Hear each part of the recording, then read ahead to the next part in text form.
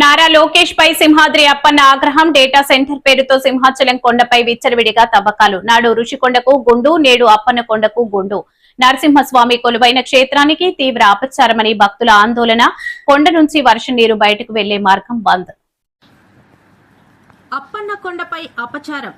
నరసింహస్వామితో ఆటలొద్దని పెందుర్తిలో బుధవారం ఉదయం press club లో ఏర్పాటు చేసిన విలేకరుల సమావేశంలో తెలుగు శక్తి అధ్యక్షులు బివి రామ్ అన్నారు.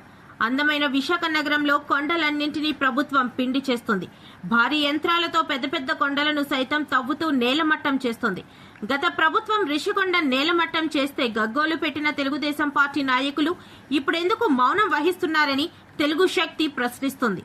ఏదేమైనా భగవంతుడితో ఆటలాడుతున్న ఈ ప్రభుత్వానికి సింహాద్రి అప్పన్న గుణపాఠం చెప్తారని రామ్ జోస్యం చెప్పారు. డేటా సెంటర్ పేరుతో కొండలన్నీ నుజ్జునుజ్జు చేస్తుంటే ఎన్నో సంవత్సరాలుగా విపత్తుల నుంచే విశాఖను కాపాడుతున్న కొండలన్నీ కనుమరుగు కానున్నాయి. దీంతో పర్యావరణ సమతుల్యత దెబ్బతిని తీవ్ర ఇబ్బందులు ఎదురయ్యే ప్రమాదం ఉందనే ఆందోళనలో ప్రజలు ఉన్నారు. సింహాచలం దేవస్థానంకి చెందిన సర్వే నెంబర్ 275లో ఉన్న 5280 ఎకరాలలో 161 ఎకరాల భూమిని డేటా సెంటర్ పేరుతో ప్రభుత్వం లాక్కుంది. ఇప్పుడు ఈ కొండపై ఇష్టారాజ్యం తవ్వకాలు జరుగుతున్నాయి. అందరికీ నా ఉదయపూర్ నమస్కారాలు. నేడు ఈ ప్రెస్ మీట్ పెట్టడం ముఖ్య ఉద్దేశం, ఏదైతే సింహాచలం భూములు గూగుల్ డేటా సెంటర్కి కేటాయించారో దాని తెలుగు శక్తి పూర్తిగా ఖండిస్తుంది. ఎందుకంటే సర్వే నెంబర్ 275లో 161 ఎకరాల భూమి ఇవ్వడం జరిగింది. మరి నాడు ఋషికొండలో గుండు కొట్టిస్తున్నప్పుడు ఆ ప్రభుత్వం నాడు గగ్గూలు పెట్టిన ఈ తెలుగుదేశం పార్టీ నాయకులు నేను ఎందుకు సింహాచలం కొండపైన ఇవాళ కొండ కొడుతుంటే ఎందుకు మాట్లాడటానికి ప్రశ్నిస్తున్నాం. మరి ఈవేళ డెఫినెట్గా ఆ కొండ కొట్టేయడం వల్ల రేపు నీరు ఎక్కడ అవుద్దో అనేది స్టాప్ అయిపోతుంది. మరి ఈవేళ హిందూ మనోభావాలు దెబ్బతీస్తున్నారు.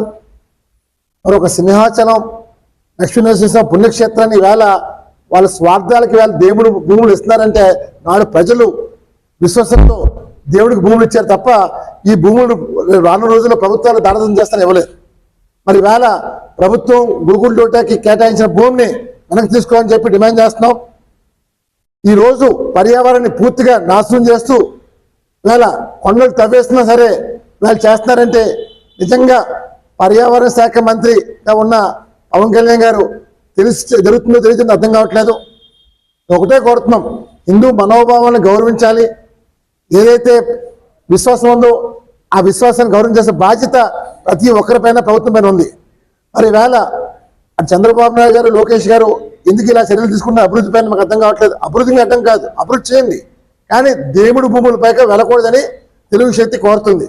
మరి అలాగే మనం నిన్న చూసాం తెలంగాణలో పవన్ కళ్యాణ్ గారిని అక్కడ ప్రజలు అక్కడ ప్రభుత్వం ఖండిస్తుంటే కనీసం ఇక్కడ టీడీపీ నాయకులు కనీసం ఎవరు కూడా నోరెప్పట్లే.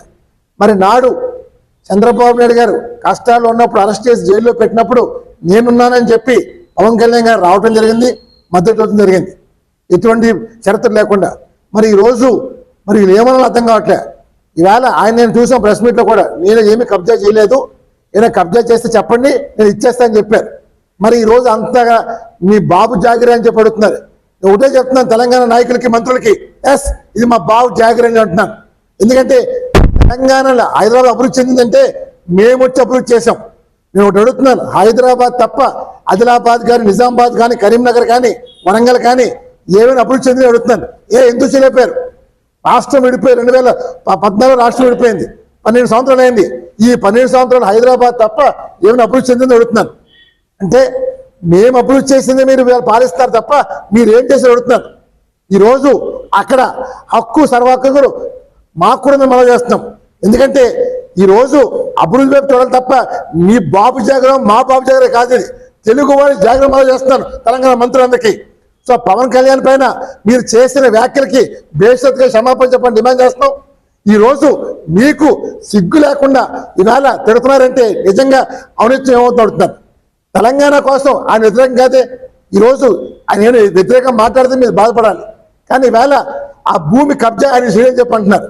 కానీ ఇది దురదృష్టం.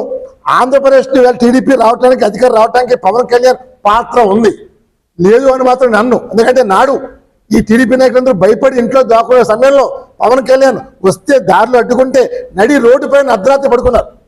వచ్చి మద్దతు ప్రకటించి బేషత్తుగా కన్విషన్ కూడా ఇచ్చారు.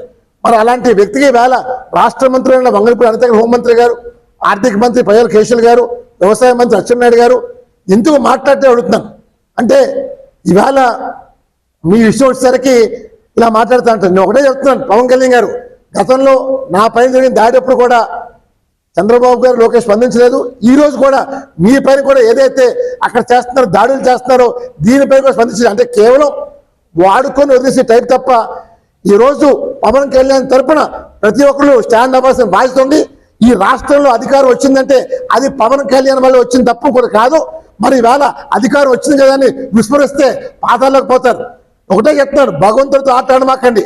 భగవంతుడితో ఆటలాడితే ఎవరైనా సరే పోతారు.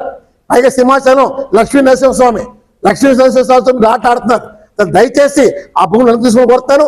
పవన్ కళ్యాణ్ గాని ఒకటే కొడతాను, మీరు పర్యావరణ శాఖ మంత్రిగా మీకు తెలుసు జరుగుతుందో తెలియజరగట్లేదు, కానీ ఇక్కడ సింహాచలం కొండలు దారుణంగా తవ్వేస్తున్నారు. దయచేసి విశాఖపట్నం రమ్మని చెప్పి ఇది హిందూ మనోభావాల్ని మీరు గౌరవించాల్సిన బాధ్యత మీ పైన కొడతాం. సనాతన ధర్మాన్ని కాపాడండి, హిందూ మతాన్ని గౌరవం కొడతాను. జై హింద్.